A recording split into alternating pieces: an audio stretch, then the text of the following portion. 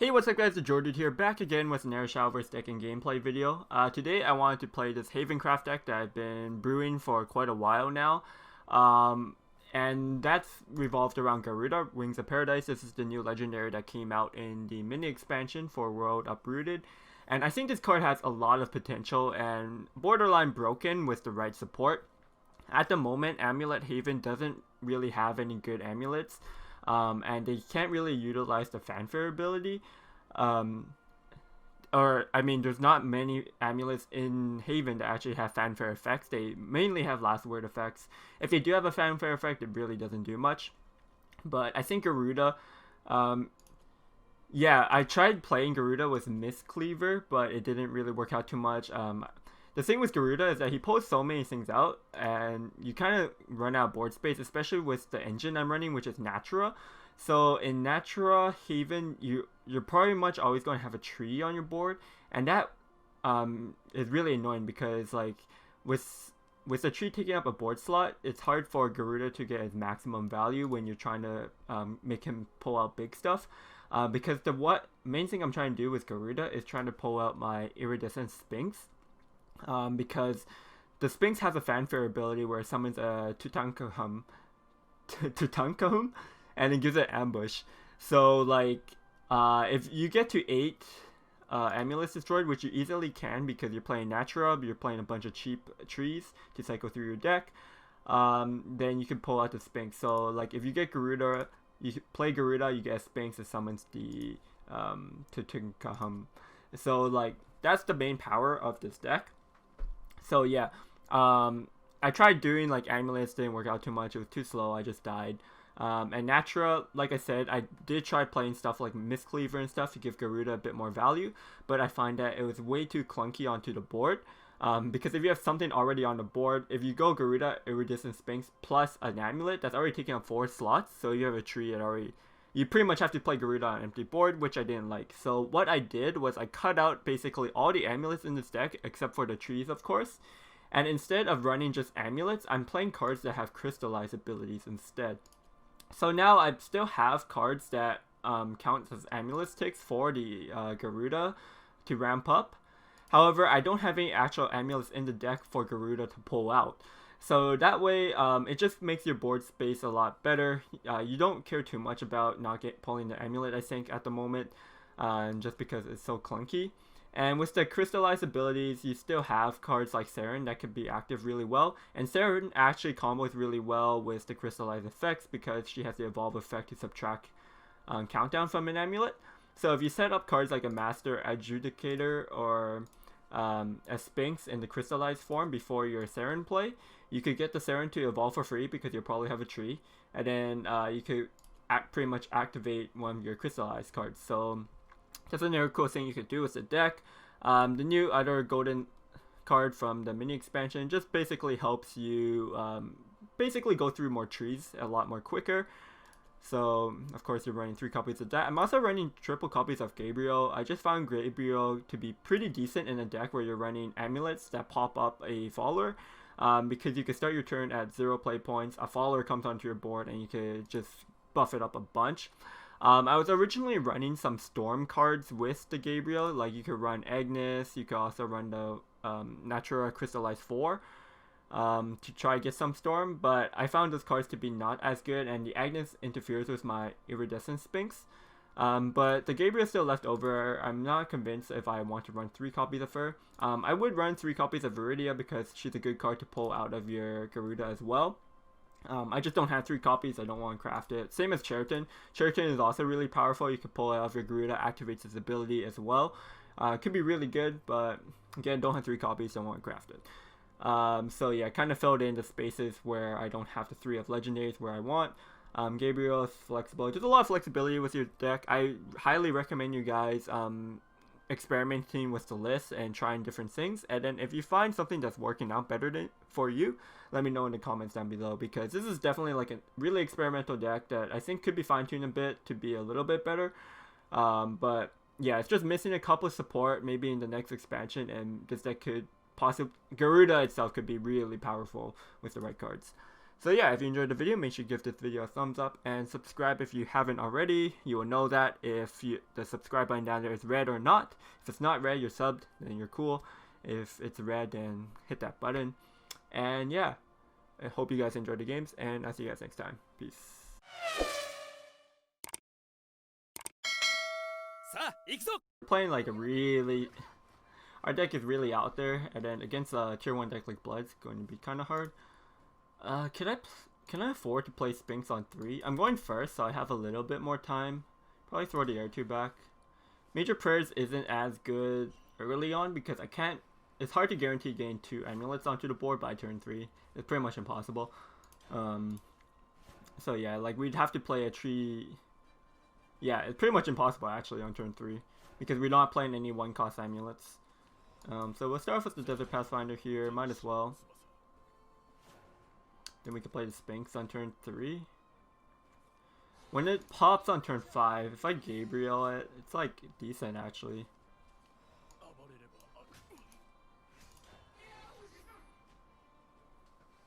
So it looks like it's going to be Machina Blood. And Natura Blood doesn't really run that card.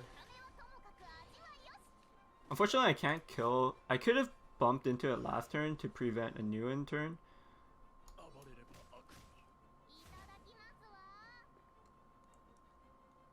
I could play Daffodil right now, actually.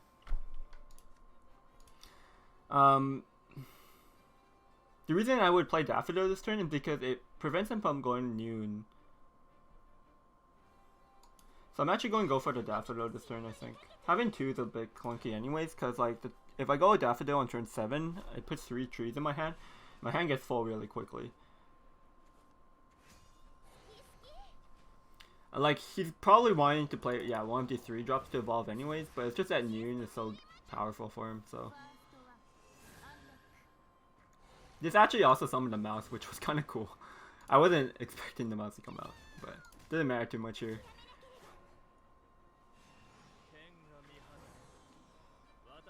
And we drew a Saren this turn. So it looks like it is probably going to be a Daffodil turn. Gabriel here isn't really going to do too much. I get 8-6 and a 4-5 evolve 4-7.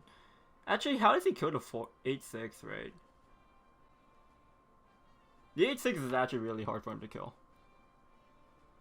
Alternatively, like Daffodil this turn into a tree. The mouse goes into here. I could Daffodil, and then I could play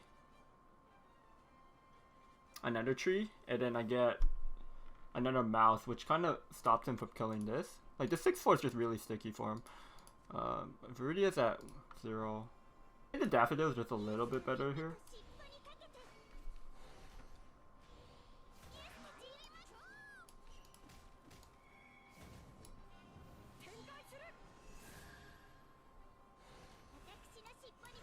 Because we have 2 pretty strong bodies. We have 2 6-4s with the 1-1 protecting them. Of course, this 1-1 has, like, he's going to draw 2 cards, so just like a 50-50 chance it's going to hit my mouse. It's always going to hit it, actually. Yeah.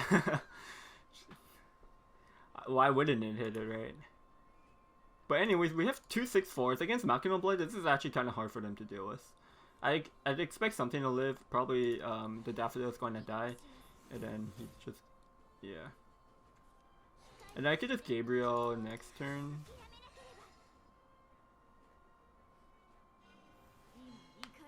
Actually, on turn 7, I could go Priest of Exodus plus Saren, which is pretty good. The trade there is actually pretty smart for him. Putting it at 1 house, it doesn't actually trigger my last word ability. But yeah, of course we have the Gabriel. We don't want Viridia. He can't. We know he has a Nam, but he doesn't have it this turn. I think we just Gabriel here. I'm considering evolving it as well. Yeah, let's just evolve this. I mean, we get an 11-6, which respawns. And we have the 5-6 on the board. So it's like, how does he actually deal with this? At 6 play points, he doesn't have Nam yet, so he can't Nam. Nam would actually be really easy form to clear probably. Especially it won't trigger the last words. Oh my god, how did it ping that 3 times? That was actually so crucial because now his Metal Blade Demon kills my 11-2. It respawns, but now his droid trades because these trade and that trades. If it had 1 more health, I guess if it had 1 more health, it wouldn't have mattered, to be honest, because then it wouldn't have respawned, right?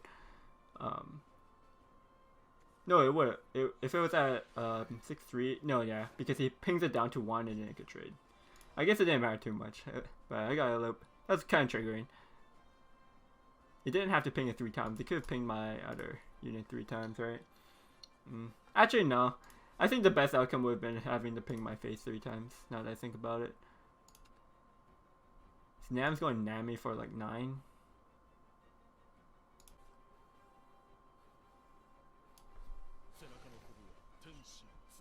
I'm gonna set up the Priest of Exodus as a amulet here.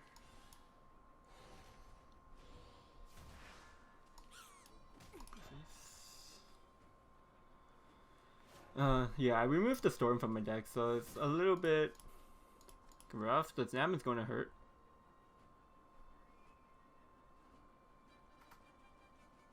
I have Saren active on Union Burst, which is actually pretty nice. The Priest of Exodus might also snipe his Nam.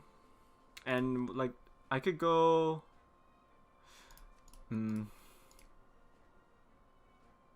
It seems like I couldn't set up Master of Educator Crystallize that turn, right?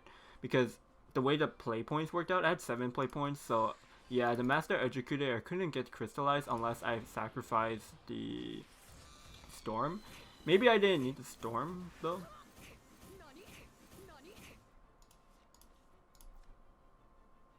My Viridian Magnet is also active.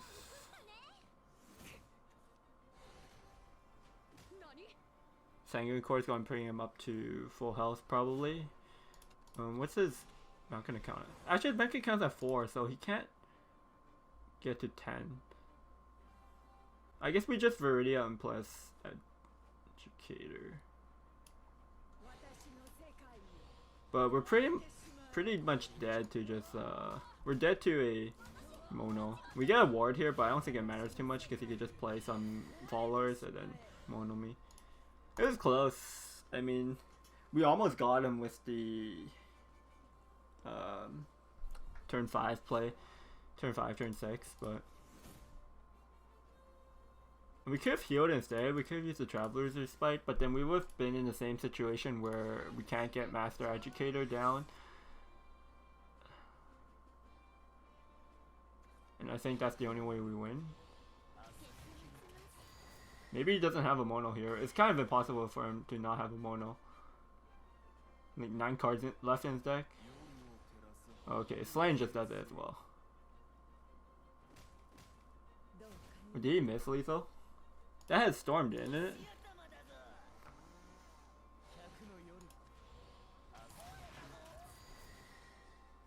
Just trolling me at this point.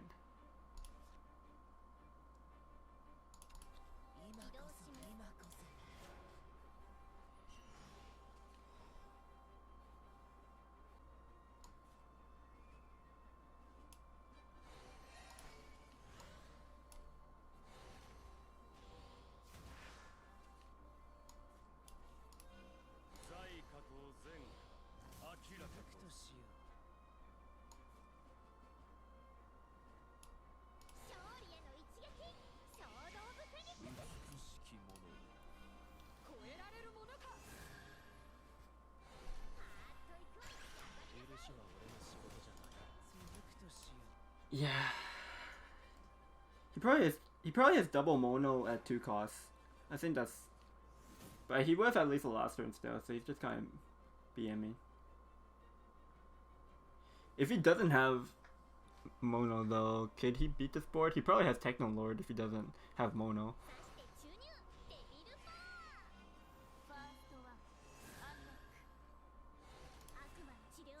The second Gabriel could come in clutch, possibly. Wow, I guess he actually doesn't have mono here.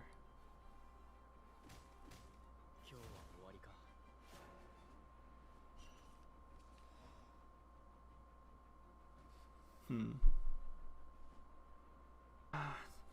I just put him on not drawing mono? I could go to Sphinx this turn and like respite.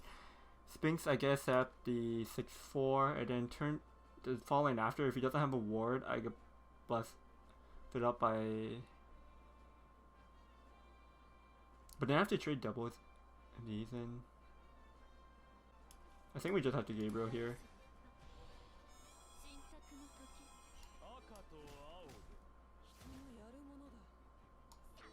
No face. The Sphinx is like, wait, I don't think it's good because I'd have to trade both of my 5/4 and my 5/3 in to develop the Sphinx when I could just pretty much do the same thing this turn immediately, so it gives him less time. Oh, he finally picked up a mono. Yeah, and that's just lethal. If I had traded into one robot, but it's close. It's kind of close.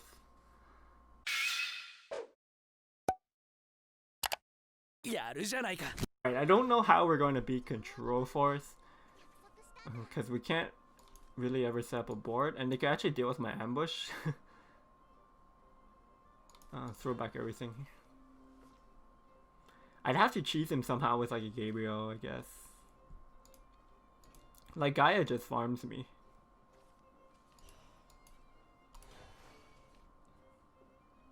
I guess what we could do is maybe set up some Sphinxes and hope that's good enough. I'm going to go for the tree this turn. I don't want to play a 2/2, it's not really impactful. And I want to actually copy this Sphinx. So on turn 4, I could go Seraph plus Sphinx again.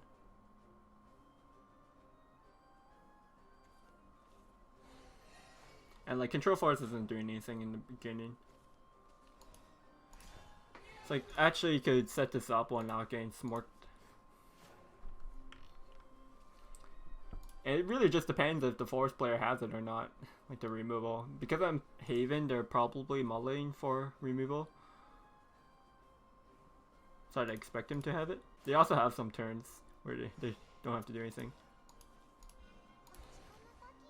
Oh, we drew into Nether Seraph, which is interesting.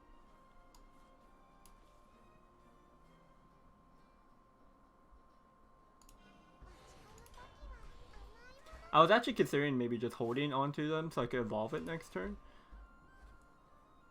But I think it's whatever. If one sticks, then I could do it, but I kind of want to fill out my curve here. He has to deal with both of these on 4 play points and not use all of his resources because he knows this is coming up.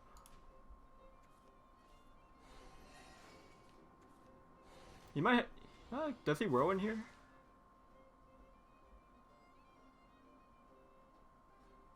It'd be fine if he whirlwinds this. I'm a giant. Does he use the evil on this? No, okay. That actually worked for me.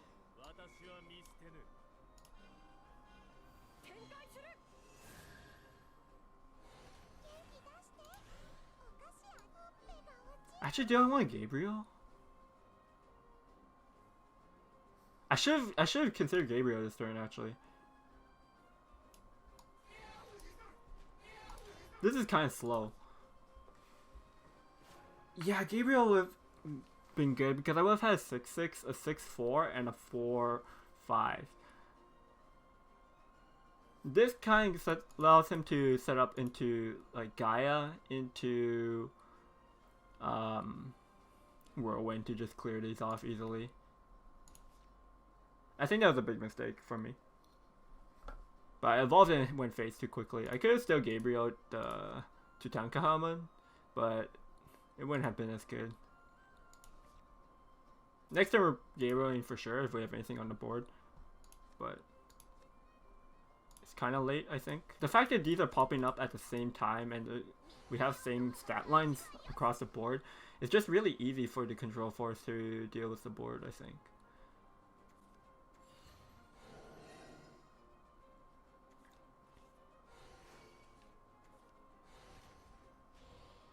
So he has a May active. And his Gaia now could go down to 4 cost. So next turn he could drop it down to 0 if he opened up with one.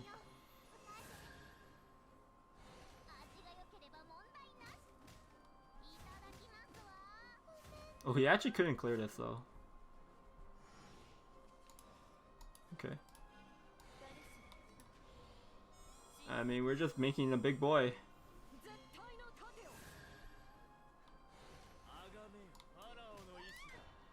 11-9 is kind of hard for him to deal with, even if he has Maze, because he could May it twice, and it'll go be at 1 health, which I guess is fine for him because he could just he could still remove it, and it won't come back. But we're pretty much all in on this, I think. The rest of our hand's kind of bad.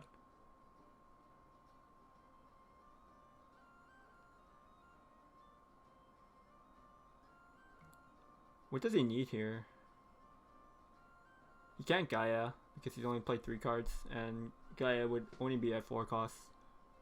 So you'd have to have a 0 cost card. The thing is, like, even if he can't remove the 11-9, I can't kill him next turn. I get like the 2 6/4s out, but I don't think they matter too much.